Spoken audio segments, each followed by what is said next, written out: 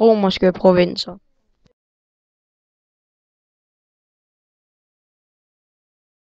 Ifølge fortællingerne blev Rom grundlagt i 753 før Kristi fødsel af tvillingerne Remulus og Remus. Remulus dræbte sin egen bror Remus, så han selv kunne blive den første konge af Rom. Til at begynde med voksede Rom meget langsomt. Der var ikke noget særligt i byen.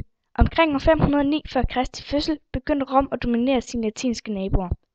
Men det var først år 241 før Kristi fødsel, da romerne erobrede Sicilien, at romerne besad territorium ude for den italienske halvø.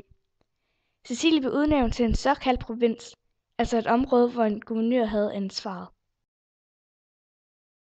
Årene, der fulgte, erobrede romerne flere og flere områder.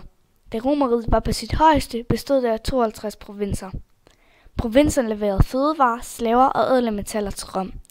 Antallet af provinser og størrelsen af dem varierede meget. Store provinser blev delt, mens små provinser blev lagt sammen. Her ser et kort over det romerske imperium. Det mørkebrune afgrænser det store territorium af det romerske imperium. Udover Sicilien erobrede romerne blandt andet Britannia, Aegyptus, Hispania og Afrika Karthago. Hvert område leverede varer til Rom. Her ser I Egypten, Karthago, Spanien,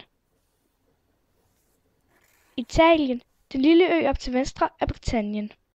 Karthago blev grundlagt i 814 før Kristi fødsel af prinsessen Elisa i det nuværende Tunesien, tæt på landets nuværende hovedstad Tunis. Karthago var en vigtig handelsby, men dens placering ved Middelhavet kunne man nemt sejle ind og ud for at handle. Egypten er den provins i Romerriget, der dyrker korn og sælger det videre til Rom. Derfor har de en del af magten. Spanien, den iberiske halvø, Hispania. Romerne angreb og erobrede store dele af den iberiske halvø. Det var vigtigt for romerne at få fat i den iberiske halvø, fordi der var en rig undergrund med guld, sølv, tin og bly. Det ville romerne rigtig gerne have fat i for at få mere rigdom. Britannien. England har en jernår, som romerne er afhængige af. Derfor har de en del af magten.